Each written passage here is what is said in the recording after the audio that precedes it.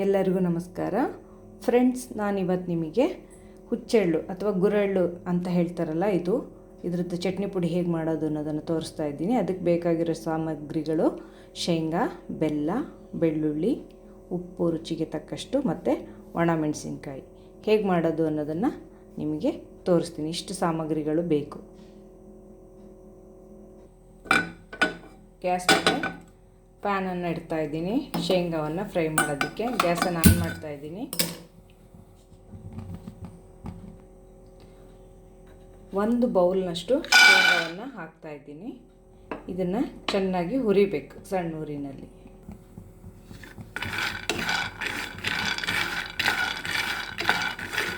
ಸಣ್ಣ ಊರಿನಲ್ಲಿ ಈ ಥರ ಶೇಂಗಾವನ್ನು ಹುರಿಬೇಕು. ಶೇಂಗಾ ಈ ಥರ ಸ್ವಲ್ಪ ಹುರಿದ್ಮೇಲೆ ಇದಕ್ಕೆ ಒಣಮೆಣ್ಸಿನ್ಕಾಯಿನ ಹಾಕ್ಕೊಳ್ಬೇಕು. ಒಣಮೆಣ್ಸಿನ್ಕಾಯಿನ ಹಾಕ್ಕೊಂಡು ಇದ್ರ ಜೊತೆನೇ ಹುರಿಬೇಕು ಚೆನ್ನಾಗಿ.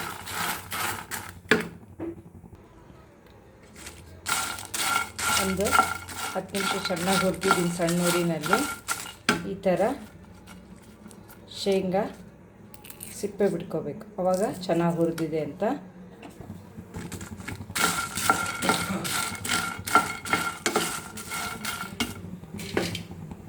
ಇದನ್ನು ನಾನು ಒಂದು ಬೌಲಿಗೆ ಹಾಕ್ತಾಯಿದ್ದೀನಿ. 2 ಭಾಗ ಮಾಡಿ ಹುರಿದಿದ್ದೀನಿ ನಾನು. ಕ್ವಾಂಟಿಟಿ ಜಾಸ್ತಿ ಇರೋದ್ರಿಂದ ಪ್ಯಾನು ಸ್ವಲ್ಪ ಸಣ್ಣದಿದೆ. ದೊಡ್ಡ ಪ್ಯಾನ್ ಆದರೆ ಒಂದರಲ್ಲೇ ಫ್ರೈ ಮಾಡ್ಬೋದು ನೀವು.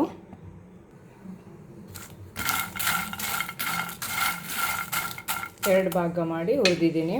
2 ಹಿಡಿ ಒಣ ಮೆಣಸಿನ್ಕಾಯಿ ಹಾಕಿದ್ದೀನಿ. ಇದಕ್ಕೆ 1 ಬೌಲು ಶೇಂಗಾ ಹಾಕಿದ್ದೀನಿ. ಚೆನ್ನಾಗಿ ಹುರಿದಾದ್ಮೇಲೆ ಇದಕ್ಕೆ ಹಾಕಿ ತಣ್ಣಗಾಗೋದಕ್ಕೆ ಬಿಡಬೇಕು. ಪ್ಯಾನ್ಗೆ ಈಗ ನಾನು ಗುರೆಳ್ಳು ಅಥವಾ ಹುಚ್ಚೆಳ್ಳನ್ನು ಹಾಕ್ತಾಯಿದ್ದೀನಿ. ಇದನ್ನು ಚೆನ್ನಾಗಿ ಹುರಿಬೇಕು.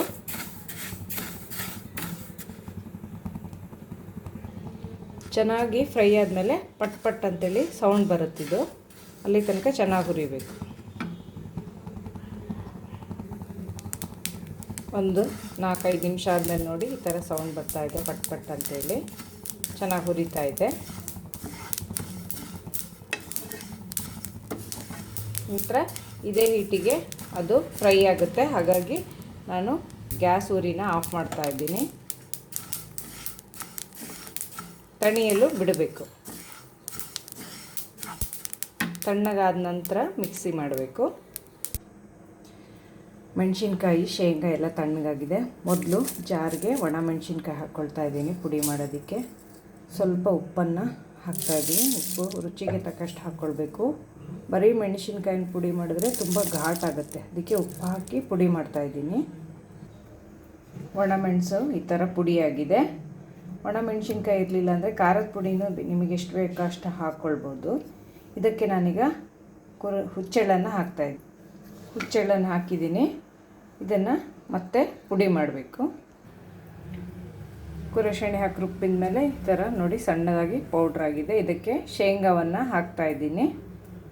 ಹುರಿದಿಟ್ಕೊಂಡಿರೋ ಶೇಂಗಾವನ್ನು ಮಿಕ್ಸ್ ಮಾಡಿ ಮತ್ತೆ ಪೌಡ್ರ್ ಮಾಡ್ತಾಯಿದ್ದೀನಿ. ಶೇಂಗಾ ಹಾಕಿದ ಮೇಲೆ ಈ ಥರ ಪೌಡ್ರಾಗಿದೆ. ಇದಕ್ಕೆ ಈಗ ಉಪ್ಪು, ಬೆಳ್ಳುಳ್ಳಿ, ಬೆಲ್ಲವನ್ನು ಹಾಕ್ತಾಯಿದ್ದೀನಿ. ಇನ್ನೊಂದು ಸ್ವಲ್ಪ ಉಪ್ಪು ಮತ್ತು ಬೆಳ್ಳುಳ್ಳಿ, ಬೆಲ್ಲ.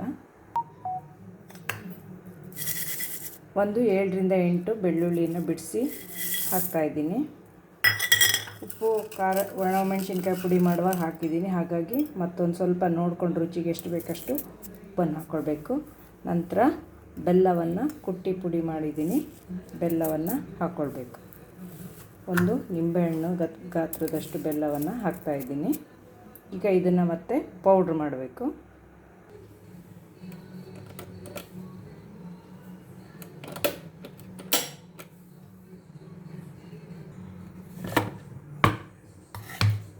ಎಲ್ಲ ಪುಡಿ ಆದಮೇಲೆ ನೋಡಿ ಈ ಥರ ಆಗಿದೆ.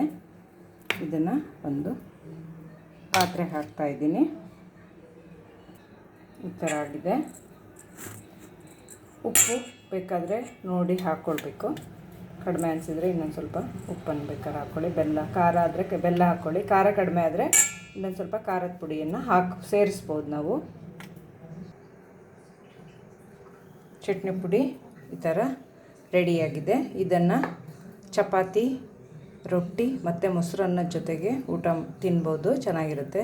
ಚಪಾತಿಗೆ ಚಟ್ನಿ ಪುಡಿ ತುಪ್ಪ ಹಾಕ್ಕೊಳ್ಬೋದು, ರೊಟ್ಟಿಗಾದರೆ ಚಟ್ನಿ ಪುಡಿ ಮೊಸರು ಹಾಕ್ಕೊಳ್ಳಿ, ಬಿಸಿದಿದ್ದರೆ ತುಪ್ಪ ಹಾಕ್ಕೊಂಡ್ರೆ ಚೆನ್ನಾಗಿರುತ್ತೆ. ನಂತರ ಬುತ್ತಿಗಳಿಗೆಲ್ಲ ತುಂಬಾ ಅನುಕೂಲವಾದದ್ದಿದ್ದು, ಚೆನ್ನಾಗಿ ಟೇಸ್ಟಿಯಾಗಿದೆ. ನೀವು ಮಾಡಿ ನೋಡಿ, ಇಷ್ಟ ಆದರೆ ಲೈಕ್ ಮಾಡಿ, ಸಬ್ಸ್ಕ್ರೈಬ್ ಮಾಡಿ, ಶೇರ್ ಮಾಡಿ, ನನ್ನ ಚಾನಲನ್ನು ನೋಡ್ತಾಯಿರಿ. ಧನ್ಯವಾದಗಳು.